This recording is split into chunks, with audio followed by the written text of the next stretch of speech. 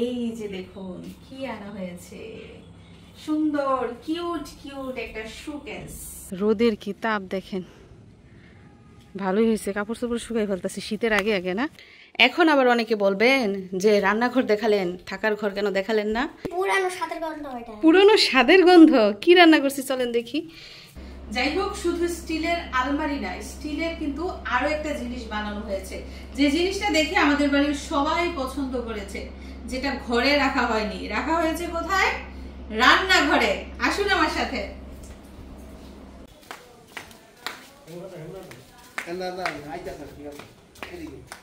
ওই সাইড দিয়ে দাও।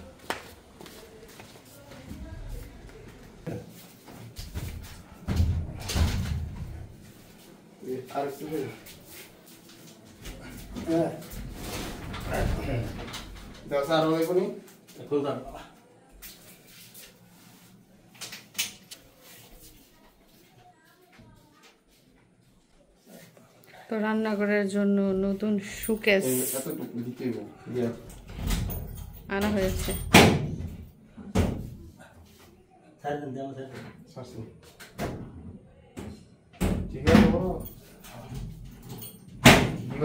যাই হোক, ঘরে আরো একটা ফার্নিচার যুক্ত হলো, স্টিলের ফার্নিচার, এবং এইগুলোর মধ্যে দেখুন লক সিস্টেম রাখা হয়েছে। সবগুলো গ্লাসের মধ্যে লক রেখেছি, এবং রান্নাঘরে ব্যবহার করা যত থালা বাটি গ্লাস আছে সব কিছুই এইখানে রাখা হবে, এজন্য এটা রান্নাঘরে রাখা হয়েছে, রান্নাঘরের প্রয়োজনীয় জিনিস রাখার জন্য। এছাড়া তো সাথে র্যাক রয়েছেই, এটার মধ্যে মশলা টশলা এটা হাবিজাবি রাখি। তো যে ডিজাইনটা আমরা দিয়েছি, এরকম ডিজাইন কিন্তু রেডিমেড পাওয়া যাবে না, এগুলো অর্ডার দিয়ে বানাতে হয়েছে। তো আমরা ডিজাইন বলে দিয়েছি যে এভাবে এভাবে করবেন, ওনারা সেভাবেই বানিয়ে দিয়েছে। আর এদিক দিয়ে আরও একটা আলমারি ঠিক করা হচ্ছে, মানে হাতল লাগানো হচ্ছে, এটা অনেক পুরনো, আমার শাশুড়ির আলমারি, এটাও ঠিক করানো হচ্ছে।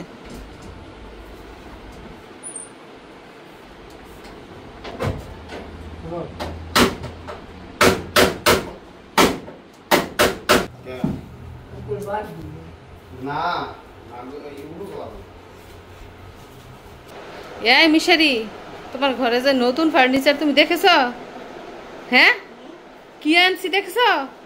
তাড়াতাড়ি এসো, চলে যেতেছে, তাড়াতাড়ি দৌড় দেও, গিয়ে দেখো ঘরে কি আসছে, তাড়াতাড়ি দেখো, চলে যেতেছে। কি তুমি দেখেছো কখন এরকম? আলমারি, এটার ভিতর তোমাকে ঢুকাই রাখবো। পছন্দ হয়েছে? মোরে আল্লাহ রে, আমার পছন্দ কি তোমার পছন্দ না? আচ্ছা যাও খেলা করো গিয়া। এটার মধ্যে কি কি রাখা যাইব বলেন তো দেখি।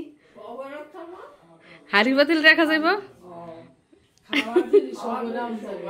ও আমার তো এই জিনিসটা মনেই নাই যে খাবার রান্না করে ওইটার ভিতরে রাখা যাইব। মায় শুনে কয়, আমার শাশুড়ি মায়, যে রান্নাঘরের মধ্যে আলমারি রাখবা, এটা কেমন দেখা যাইব? আমি কই এটা আলমারি না তো, এটা সুকেস। পরে ও আচ্ছা। এবং বিদেশ থেকে আসার পর থেকেই মিশারি রাখবো এটা সেটা ওইটা টুকিটাকি কত কিছু যে ঠিক করাচ্ছে, মানে দেশের বাইরে থাকার ফলে দেখা গেছে অনেক জিনিস ব্যবহার করতে পারি না, আর ওইগুলা কি হয়ে যায়, অকেজো হয়ে যায়। আবার দেশে এসে নতুন করে সবকিছু ঠিকঠাক করতে হয়, এতে করে কিন্তু পরিশ্রম যেমন হয়, অর্থেরও কিন্তু অপচয় হয়। যাই হোক, তারপর কি হয় দেখতে থাকুন। তো অনেকেই আমার রান্নাঘর দেখতে চেয়েছিলেন যে আমি কোথায় রান্না করি, ঘরটা কেমন। তো এদিকটায় রয়েছে আমাদের বাড়ি ঘর, আর এই যে এটা হচ্ছে রান্নাঘর, তবে সাইজে কি ছোট না বড়? যাই হোক, চলুন ভিতরে যাই, আমার গ্রামীণ রান্নাঘরটা একটু ঘুরে দেখি। এই তো চলে এসেছি রান্নাঘরে। এটা কি ওয়াশিং মেশিন? রান্নাঘরে কি কেউ ওয়াশিং মেশিন রাখে? আমি রেখেছি, কারণ এখানে পর্যাপ্ত পরিমাণ জায়গা আছে এবং পানি নিষ্কাশনেরও ব্যবস্থা রয়েছে। এছাড়া একটা গ্রামের রান্নাঘরে যা যা থাকে আমার রান্নাঘরেও ঠিক তাই রয়েছে। তবে এই যে হাঁড়ি পাতিলগুলো দেখতে পাচ্ছেন, এগুলো হচ্ছে আমার শাশুড়ির আমলের, আর আমার আমলের হাঁড়ি পাতিল এখনো পর্যন্ত ব্যবহারই করি নাই, কারণ যেইখানকার যেই পরিবেশ। তো রান্নাঘরে রয়েছে একটা শোকেস, এদিকটায় রয়েছে বড় একটা র্যাক, এদিকটায় রয়েছে ছোট ছোট র্যাক, রয়েছে শিলপাটা, এদিকটায় তো ওয়াশিং মেশিন দেখতেই পাচ্ছেন, তবে এটা দিয়ে কিন্তু রান্না করি না, কাপড় ধুই। তারপর হাঁড়ি পাতিল, এদিকটায় রয়েছে পানির কল, বেসিং, তারপরে এদিকটায় রয়েছে কি বড় করে একদম এই মাথা থেকে ওই মাথা পর্যন্ত সেলফ বানিয়েছি হাঁড়ি পাতিল রাখার জন্য, মানে খাবারের হাঁড়ি পাতিল। রয়েছে চুলা, সিলিন্ডার ব্যবহার করি 2টা। আর এদিকটায় তো দেখতেই পাচ্ছেন শোকেস বানিয়েছি, তবে নতুন, এখনো পর্যন্ত ঠিকমতো ব্যবহারই করি নাই। এবং দেখেন জিনিসপত্র একটাও গুছাই নাই, কারণ ইদানিং এত অসুস্থ, মানে এগুলো গুছানোর মতো শক্তি নাই শরীরে। যাই হোক, এই হচ্ছে আমার গ্রামীণ রান্নাঘর। ভবিষ্যতে আরও আপডেট হবে, তবে জায়গা হয়তো বা পরিবর্তন হতে পারে। নতুন বাড়ি, নতুন রান্নাঘর, নতুন ডিজাইন, বিলাসিতা, শৌখিনতা, আধুনিকতা সবই হবে ইনশাল্লাহ। এখন আবার অনেকে বলবেন যে রান্নাঘর দেখালেন, থাকার ঘর কেন দেখালেন না? দেখাবো।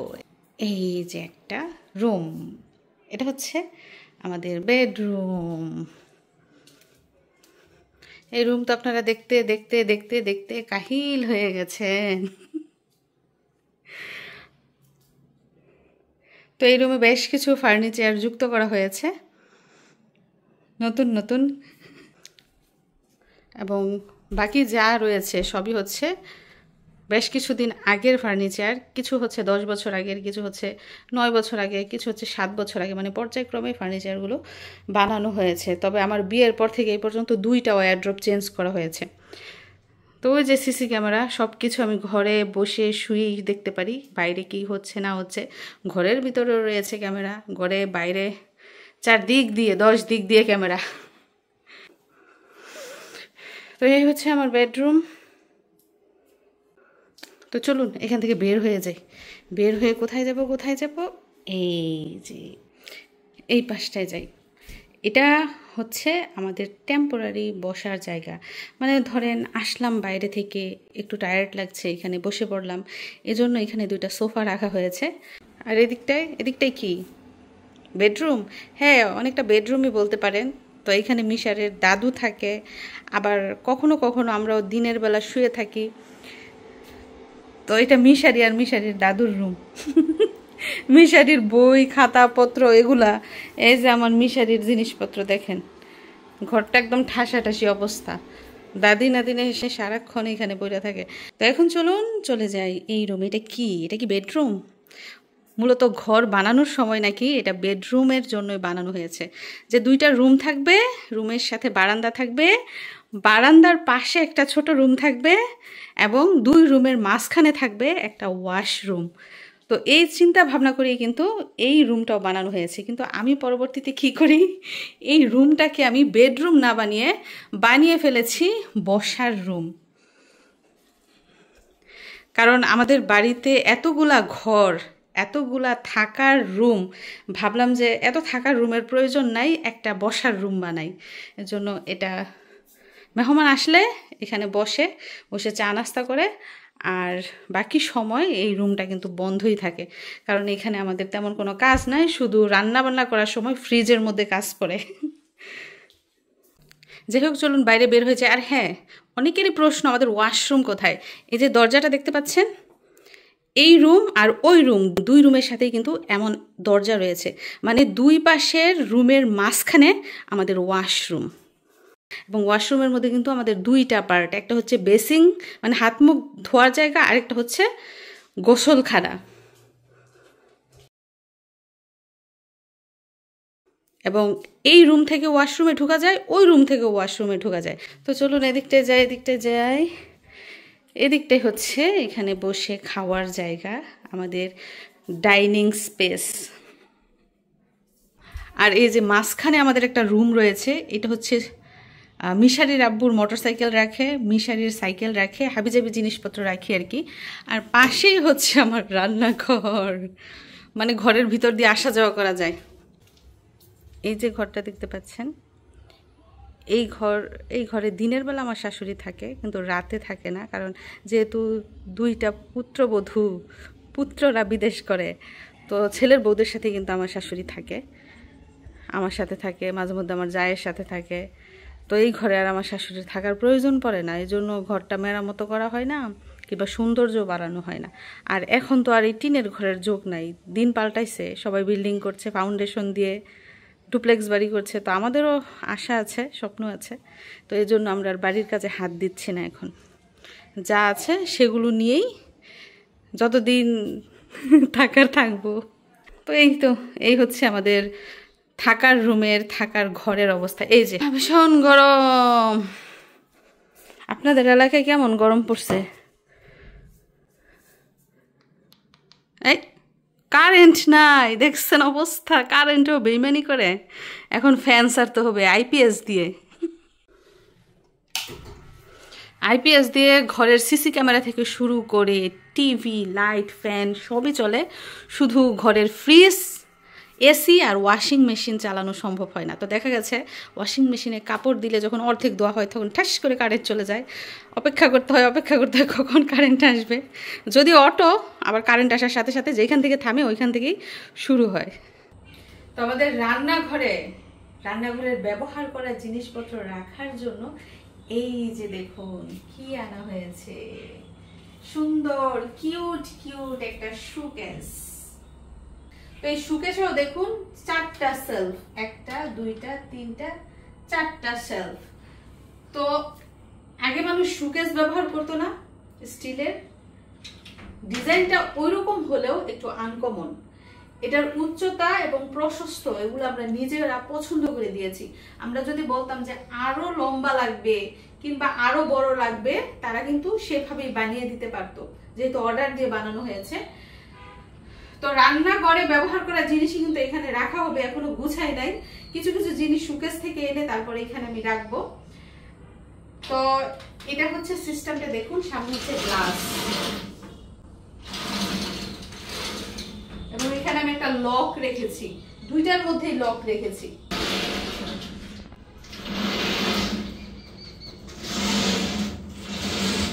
আর নিচের দিকটায় দেখুন, নিচের দিকে অনেকটা সিন্ধুকের মতো। এই যে দেখুন নিচে রয়েছে বড় একটা ক্যাবিনেট। রান্নাঘরের মধ্যে মানুষজন ক্যাবিনেট লাগায় না বড় বড় হাঁড়ি পাতিল রাখার জন্য, এটাও ঠিক সেম। এটার মধ্যে বড় বড় হাঁড়ি পাতিল, কড়াই, যা যা ঢাকনা টুকনা আছে সব কিন্তু রাখা যাবে, এতটাই স্পেস এখানে। যাই হোক লাগিয়ে রেখে, এটার মধ্যে সুন্দর গ্রান বের হয়েছে, রঙের গ্রান। তো আমার এই আইডিয়াটা কেমন হয়েছে রান্নাঘরের ব্যবহারের এই ফার্নিচারটা বানিয়ে? রান্নাঘরের জন্য বানিয়েছি স্টিলের শোকেস, আর ঘরের জন্য বানিয়েছি স্টিলের আলমারি। তো সময় এখন দুপুর 1টা, জোহরের আজান এই মাত্র দেওয়া হয়েছে। আর এদিক দিয়ে কি করছি চলুন দেখাই। এই যে এই বিড়ালটার নাম হচ্ছে খুশু, এটা ভাড়াটিয়াদের বিড়াল, শুধু আমাদের বাড়িতে এসে পড়ে। তো এদিক দিয়ে মেশিনে কাপড় দিয়েছি, দেখাচ্ছে 9 মিনিট সময় লাগবে পরিষ্কার করতে। তো যেই কাপড়গুলো দিয়েছি এগুলো কিছুই আমার না, এগুলো হচ্ছে আমার শাশুড়ি মায়ের, ওনার রুমের বিছানার চাদর, বালিশের কভার, কাঁথা, এগুলো আজকে ধুয়ে দিচ্ছি। আর সকালে ধুয়ে দিয়েছি ওনার বুরখা, কাপড় চোপড়, এইগুলো যেহেতু কাঁথা, বিছানার চাদর ভারী এবং বড়, তো অল্প কাপড়ে কিন্তু মেশিন ভরে যায়, এজন্য 2 বারে ধুতে হচ্ছে। আর 1টা বেজে গেছে, কারেন্ট ছিল না মাঝখান দিয়ে, তো সময় বেশি লেগে গেছে। এখন 1টা বাজে, আর রোদ যেহেতু বাইরে করা, আজকে দিনের মধ্যেই শুকিয়ে যাবে। আর এদিক দিয়ে কী রান্না করছি দেখেন, আজকে সবজি রান্না করছি, পুঁই শাক, সাথে দেশি মোরগ। দেশি মুরগি কী দিয়ে রান্না করবো জানেন? এই যে আলু দিয়ে ঝোল ঝোল রান্না করবো, ঝাল করে, সাথে পেঁয়াজ, কাঁচামরিচ এগুলো কেটে নিয়েছি। দেখছেন নি, খুশু একটুও ভয় পায় না, ধমক দিলেও ভয় পায় না। যাই হোক, দেখতেই পাচ্ছেন বাইরে প্রচণ্ড রোদ, মানে কাপড় দিলেই শুকায় যায়, আর এত গরম।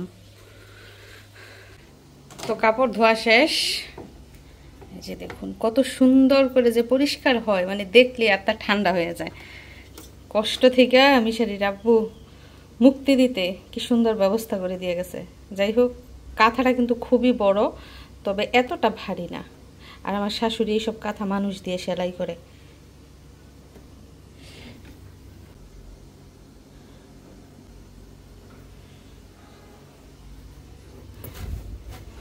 ভারী জিনিস 2-3টাই কিন্তু মেশিন করে যায়।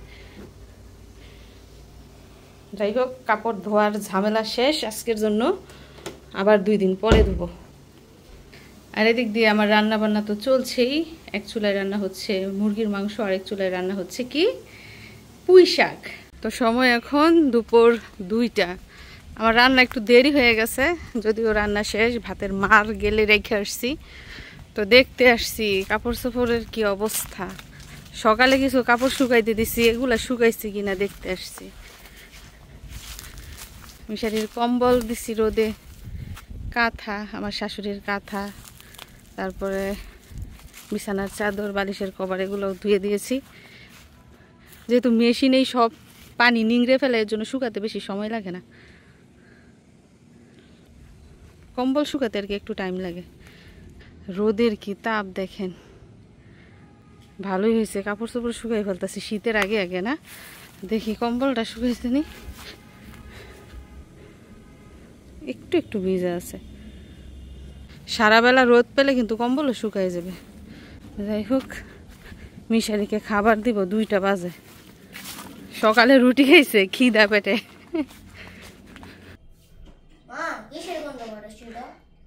কিসের গন্ধ বেরোইছে? তুমি খাবারের গন্ধে ঘর থেকে চলে আসছো? দেখে যাও কি রান্না করছে মা। মা দেখে একটু গরম গরম। কি পুরনো স্বাদের গন্ধ? কি রান্না করছি চলেন দেখি। তোমার জন্য আমি দেশি মোরগ রান্না করেছি, আলু দিয়ে ঝাল ঝাল ঝোল তরকারি। বাবা তুমি ঝাল খেতে পারবা? তোমার মায়ের যে ঝাল পছন্দ, এর জন্য একটু ঝাল দিয়েছি আজকে। আরেকটা জিনিস তো রান্না করেছি, এই যে দেখো পুঁই শাক। এই পুঁই শাক এই যে দেখেন, নাগা মরিচ দিয়ে খাবো, বোম্বাই মরিচ দিয়ে। আচ্ছা যাও ঘরে, আমি খাবার নিয়ে আসতেছি তাড়াতাড়ি, খিদে লেগে গেছে খাবারের গন্ধে। দিক দিয়ে মিশারি দৌড় দিয়েছে তার কম্বল নিয়ে আসতে। দেখেন প্রায় সন্ধ্যা হয়ে গেছে, সময় হচ্ছে বিকেল 5টা।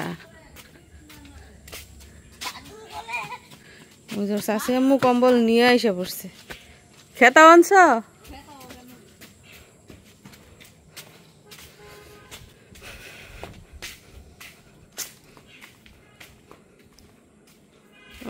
দেখি দেখি মিশারি কম্বল শুকাইছে নি? হ্যাঁ দেখি দইরা, তোমারই তো, দেখা যাইব না, ধরাও যাইব না। কম্বলের পাগল। ছোটবেলা থেকে মিশারি কম্বল নিয়ে ঘুমায়, গরম হোক শীত হোক 12 মাস। তো প্রিয় দর্শক বন্ধুরা, এই ছিল আমার আজকের সাংসারিক কর্মকাণ্ড। রান্নাঘরের জন্য নতুন ফার্নিচার আনা হয়েছে, আর কিছুদিন পরেই আমার ছোট বোনের বিয়ে। তো বিয়ে উপলক্ষে বাড়ি থেকে যথেষ্ট পরিমাণ প্রস্তুতি নিয়ে রেডি হয়ে গেছি। তো সামনের ভিডিওগুলো দেখার আমন্ত্রণ জানিয়ে আজকের মতো বিদায় নিচ্ছি। সবাই ভালো থাকবেন। আল্লাহ হাফিজ।